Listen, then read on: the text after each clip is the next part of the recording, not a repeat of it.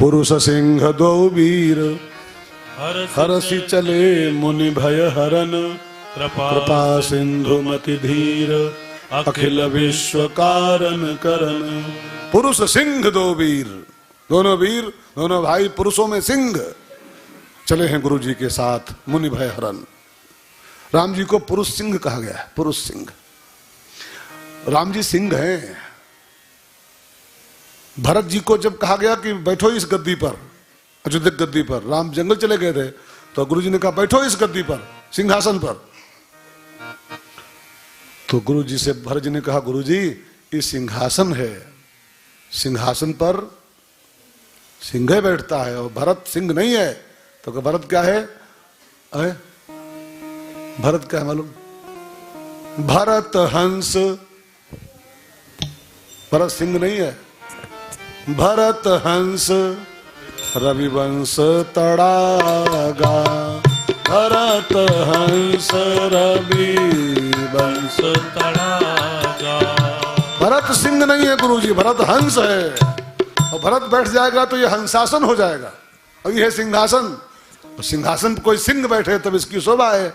और सिंह कौन है? राम सिंह है।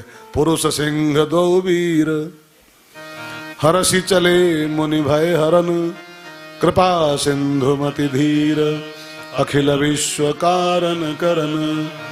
पुरुषों में सिंह राम लक्ष्मण दोनों भैया चले हैं गुरु जी के भय को हरने के लिए। राम जी पुरुषों में सिंह है, वास्तव में वो सामान्य पुरुष नहीं है। एक बार अकबर ने अपने मंत्री से पूछा बीरबल से कि बीरबल तुम्हारा एक भगवान है रघुबर। कहा रघुबर है? का रघुबर माने क्या होता है? रघुबर जी है उनका, उसका मतलब क्या होता है? का रघु में वंश में श्रेष्ठ, रघु माने रघुवंश और वर माने श्रेष्ठ। तो रघुवंश में जो श्रेष्ठ है वो रघुबर है।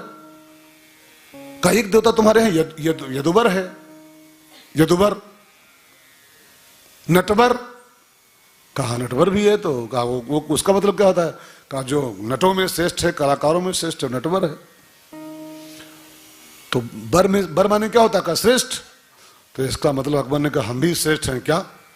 का क्या मतलब है? का हमने लगा है अकबर तो हम श्रेष्ठ हैं का? तो बीरबल ने कहा खाली बर लगने से कोई श्रेष्ठ नहीं होता है, ऐसे तो लगा है गोबरों बर, गोबर तो गोबरों श्रेष्ठ है का? खाली बर लगने से क्या होता है? कुछ वैसा जज्बा होना चाहिए इंसान के अंदर। तो राम जी खाली पुरुषों में शेर नाम के नहीं है, वो पुरुषों में शेर हैं। पुरुष सिंह दो वीर हरसि चले मुनि भय हरन। आगे आगे विश्वामित्र जी और पीछे पीछे राम जी चल रहे हैं। विश्वामित्र के पीछे राम चल रहे हैं। ये सूत्र दे रहे हैं रामायण में गोस्वामी जी, जो विश्वामित्र हो पाता है उसके पीछे राम जी चलते हैं। अगर आप भी चाहते हो कि राम जी हमारे पीछे पीछे चलें तो उसका एक ही उपाय है, आप विश्वामित्र बनो। विश्वामित्र बनिए तो राम जी आपके पीछे रहेंगे। विश्वामित्र माने क्या होता है? विश्वस्य मित्रः स विश्वामित्रः, जो पूरे विश्व का मित्र है, जिसका संसार में किसी से कोई बैर नहीं है, जो पूरे विश्व को अपना दोस्त मानता है, ऐसा आदमी विश्वामित्र कहलाता है। और ऐसे आदमी के पीछे पीछे राम चलते हैं, पाछे पाछे हरि फिरें। कबीरदास जी कहते हैं, कबीरदास जी बोले मेरे पीछे हरि घूमते हैं। कहत कबीर कबीर कबीरा मन निर्मल भयो जैसे गंगा नीर, और पाछे पाछे हरि फिरें। कहत कबीर कबीर, मेरे पीछे पीछे राम जी डोलते हैं। तो अगर राम जी मेरे पीछे रहें, अगर ये इच्छा किसी की है तो वो विश्वामित्र बनने की चेष्टा करे। अच्छा एक बात और जान लो, ये जो यात्रा यहां से शुरू हुई है बहुत गंभीर मसला है, थोड़ा ध्यान देना। ये जो जर्नी राम जी की यहां शुरू हुई है, ये जर्नी वास्तव में यज्ञ तो खाली पड़ाव है, बीच में एक यज्ञ पड़ाव है, अहिल्या पड़ाव है। वास्तविक यात्रा ये हो रही जानकी जी को पाने के लिए। जानकी जी को पाने की जर्नी है ये। और जानकी माने होता है भक्ति। इसको नोट करिए पॉइंट को। सीता भक्ति है और राम जी जो अब यहां से निकले हैं, अब ये सीता को पाके लौटेंगे, ठीक है ना। तो सीता को पाना ही मुख्य लक्ष्य है राम जी का। बाकी यज्ञ और अहिल्या और ये सब बीच बीच में ये हाल्ट है। हाल्ट स्टेशन मुख्य नहीं इनका है। स्टेशन जनकपुर में है। जानकी जी को पाके तब वापस आएंगे वे। और जानकी माने भक्ति। तो भक्ति की प्राप्ति के लिए इंसान को कैसे चलना चाहिए, एक सिद्धांत रामायण में यहां पर मिलता है। जिसको भक्ति की प्राप्ति करनी, राम जी को नहीं, केवल जिसको जिसको भक्ति की प्राप्ति करनी हो उसको जीवन की यात्रा ऐसे करनी चाहिए। कैसे? राम जी को देखो, राम जी के आगे विश्वामित्र हैं, माने गुरु जी हैं, गुरु जी, और पीछे लक्ष्मण है। आगे गुरु और पीछे लखन, और लखन माने होता है वैराग्य। लखन माने लक्ष्मण जी नहीं, वैराग्य, ठीक है ना। तो आगे गुरु माने ज्ञान, आगे गुरु को रखो माने ज्ञान को रखो, और पीछे वैराग को रखो। तो जिसके आगे आगे ज्ञान रहता है और पीछे पीछे वैराग्य रहता है, आगे ज्ञान को लेके पीछे वैराग को लेके जो जीवन की यात्रा करता है, वो आदमी पहुंचता है विदेह नगर में। विदेह माने, विदेह नगर माने खाली जनकपुर नहीं, देह से मुक्त भाव। विदेह माने होता है देह से विमुक्त, देह में रहते देह से पार, देह से परे।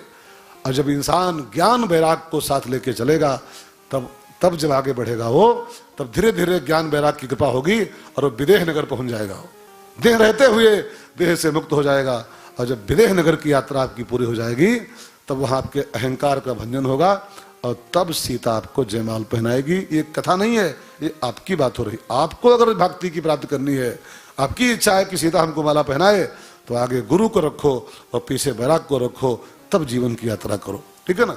तो गुरु जी के पीछे पीछे राम चल रहे हैं, लक्ष्मण जी और पीछे हैं। और जब जंगल की सीमा शुरू हुई, नगर बस्ती समाप्त हो गए सब, और जंगल की सीमा में राम जी प्रवेश किए, तब गोस्वामी जी चौपाई अगली कहते हैं, चले जात मुनि दीन दिखाई, चले जात मुनि दीन दिखाई, सुनी ताड़का क्रोध कर धाई, सुनी ताड़का क्रोध कर धाई, ओ सुनी ताड़का क्रोध कर धाई, सुनी ताड़का क्रोध कर धाई। ताड़का देखी, मुनि विश्वामित्र आ रहे हैं दो राजकुमारों के साथ, हमारे आश्रम की ओर बढ़ रहे हैं। ताड़का दौड़ी खाने के लिए विश्वामित्र जी को कि बाबा हमारे बच्चों को मरवाने लाया है, राजकुमारों को, हमारे बच्चे मरवाएगा फिर यज्ञ पूरी करेगा। ताड़का दौड़ी क्रोध करके खाने के लिए, बड़ा सा मुंह खोल करके। तो विश्वामित्र बाबा ने राम जी को आज्ञा दिया, राम जी इसको मारो, इसको मारो जान से, ताड़का है ये, इसी के दो बेटे हैं मारी सुबाहु, और वही सब विध्वंस कर रहे हैं, मारो इसको जान से। जब ताड़का को मारने की आज्ञा राम जी को मिली गुरु जी की ओर से, तो राम जी ने मना किया, गुरु जी क्या आज्ञा दे रहे हो, हम रघुवंश के आदमी हैं, नारी है ये, और नारी पर प्रहार हम लोग नहीं करते हैं। सूर महेशूर हरिजन और गाई, हमारे कुल इन पर न सुराई, हम लोग नारी पर अटैक नहीं करते हैं, नारी पर हाथ नहीं छोड़ते हैं। स्त्री पर मारने की आज्ञा दे रहे हो कि मारो इसको जान से। अरे गुरुजी, माना कि गुरु की आज्ञा मानना चाहिए, लेकिन सोच के बोलो, रघुवंश के आदमी हैं हम लोग, नारी को नहीं मार सकते हैं, सॉरी, स्त्री को मारने का क्या दे रहे हो, कुछ और बोलो, हम ये इसको नहीं मार नहीं पाएंगे, नारी है। तो गुरुदेव ने कहा, राम जी नारी नहीं है, ये आतंकवादी है, और आतंकवादी की कोई जात नहीं होती है। आतंकवादी बस, उसकी कोई जात नहीं, कोई लिंग नहीं उसका, बस वो आतंकवादी होता है। और आतंकवादी को मारने में कोई हर्ज नहीं होना चाहिए, मारो इसको, आतंकवादी है। ध्यान देना, आतंकवादी की कोई जात नहीं होती है कि मुसलमान आतंकवादी होते हैं, हिंदू होते हैं, सिख भी होते हैं। भिंडरा वाला क्या था, भिंडरा वाला आतंकवादी तो था, तो इंदिरा जी को मारना पड़ा था उसको, इंदिरा गांधी को। क्या आतंकवादी खाली मुसलमान होते हैं? क्या आतंकवादी खाली पुरुष होते हैं? महिलाएं नहीं होती हैं क्या? महिलाएं भी होती हैं। राजीव गांधी के मर्डर में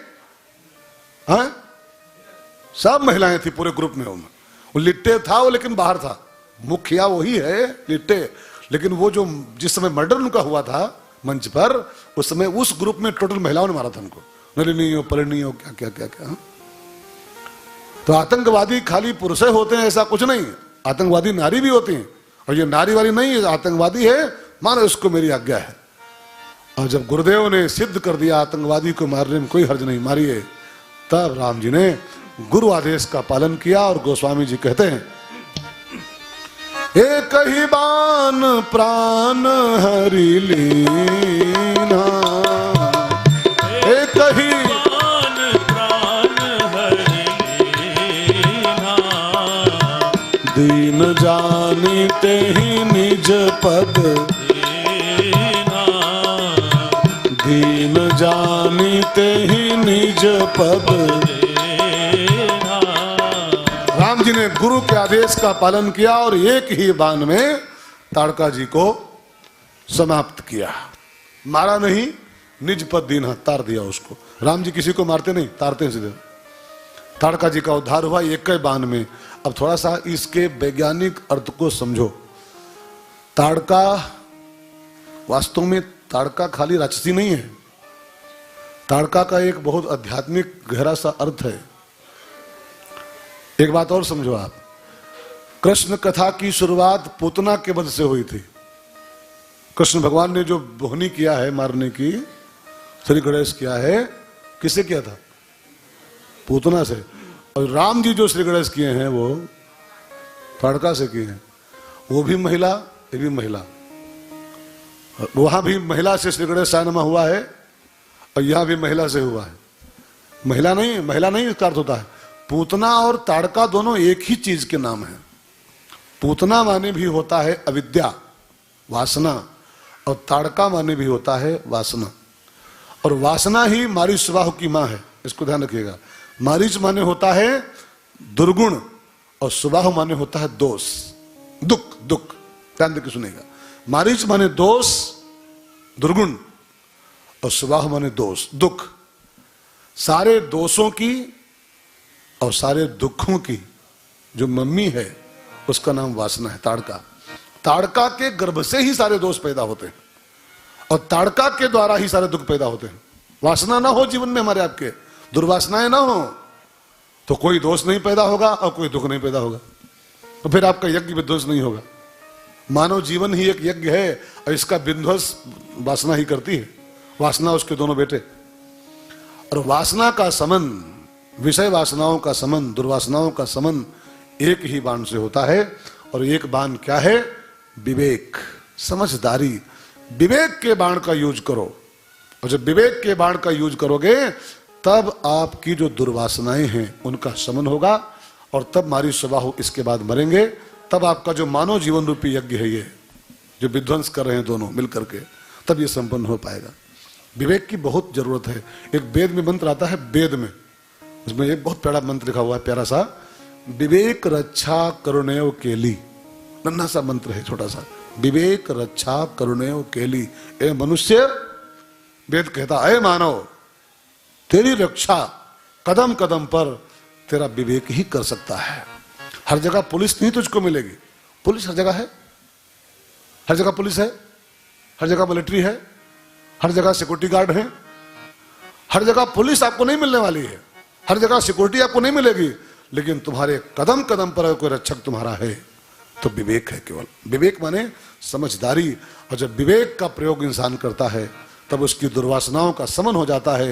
ये ताड़का मर जाती है।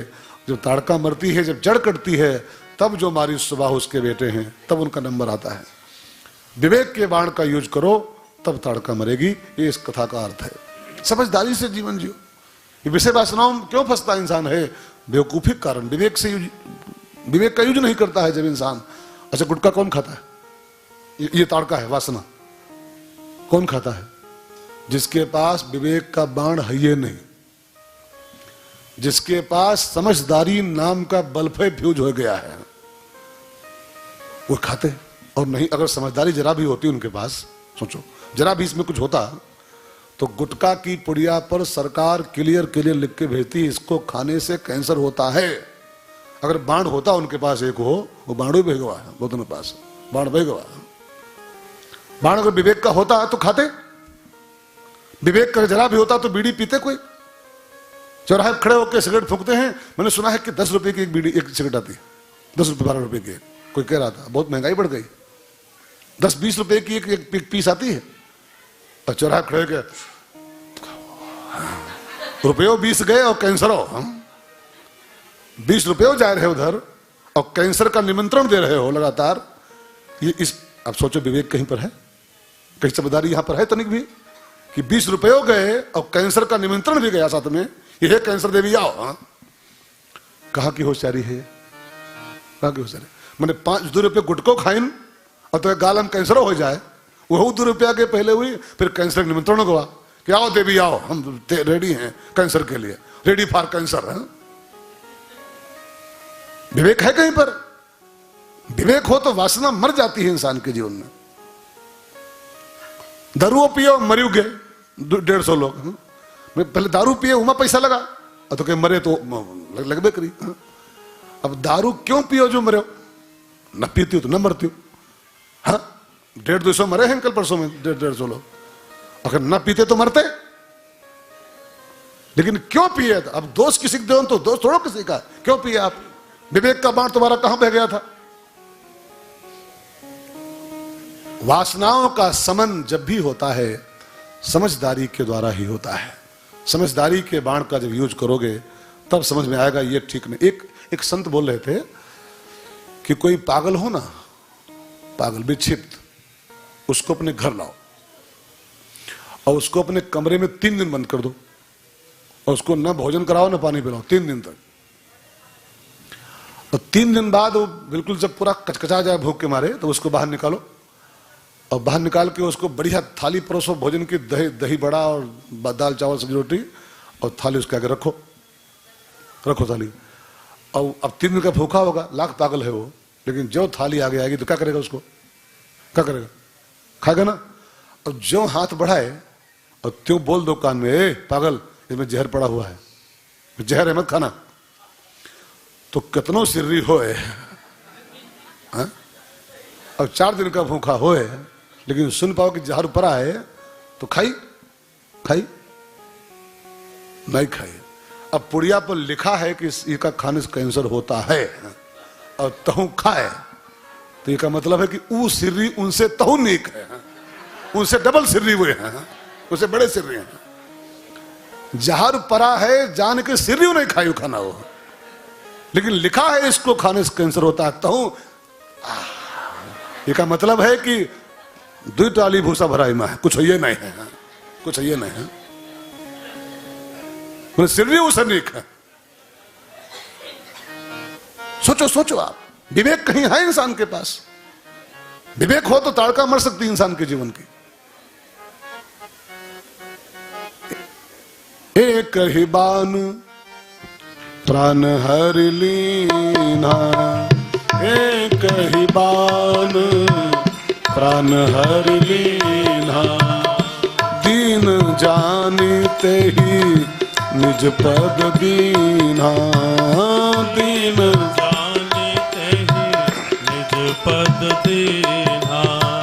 तब ऋषि निज ना थहीं जिय चीन्ही, तब ऋषि निज ना थहीं जिय चीन्ही, विद्या निधि कहूँ विद्या दीन्ही, विद्या निधि कहूँ विद्या दीन्ही। जब ताड़का को भगवान राम ने एक ही बाण से मार दिया तब गुरुजी पहचान गए कि ये तो जगन्नाथ है, एक बाण में मार दिया इसको। तब ऋषि निज नाथ ही जी चीन्ही कि मुझको मेरा नाथ मिल गया। और फिर उनके पास जितनी विद्याएं थीं वो सब विद्या निधि को विद्या दीन्ही, सारी विद्याएं अपनी जो थी उनके पास सब विद्या निधि को अर्पित कर दिया कि मेरी विद्या आपको समर्पित। विद्या निधि को अर्पित कर दी जाए, इसी में विद्या की सार्थकता है। विद्या निधान को अर्पित कर दी जाए, विद्या सागर में डाल दी जाए तो विद्या धन्य हो जाती है। लेकिन जब विद्या का प्रयोग हम कहीं और करते हैं तो विद्या फिर वो बांझ हो जाती है, विद्या विधवा हो जाती है। शास्त्रों में बिल्कुल साफ साफ लिखा है विद्या का प्रयोग गलत जगह पर किया गया तो आपकी सारी विद्या विधवा हो जाएगी। विद्या की धन्यता है कि विद्या सागर की सेवा में लगे, विद्यासागर कौन है? विद्यानिधि कौन? राम जी, ठीक है ना। विद्या आपकी विद्या निधि की सेवा में जाए। विद्या माने ज्ञान, विद्या माने जानकारी, विद्या माने आपकी कला, विद्या माने आपका कोई भी, क्या बोलते हैं उसको इंग्लिश बोले तो, हर इंसान में गट्स, गट्स गट्स गट्स नहीं होता, कुछ और होता है। इंसान, हर इंसान में एक होती है ना वो विशेषता, एक विद्या, एक कला, एक क्षमता। हर विद्या की धन्यता इसी बात में है कि विद्या विद्या निधान को अर्पित की जाए। विद्या निधि कहूं, विद्यादीन ही। और फिर राम जी को अपने आश्रम पर लाए बक्सर में। कंदमूल फलों से शाम को पहुंचे थे तो सब लोगों ने हाथ पांव धोए और कंदमूल फल से राम जी को भोग लगाया गया। और फिर कहा राम जी आज सो जाओ, आज बहुत थके हो और शाम भी हो गई है, यज्ञ रात में होता नहीं है, तो कल भोर में प्रोग्राम सेट किया जाएगा।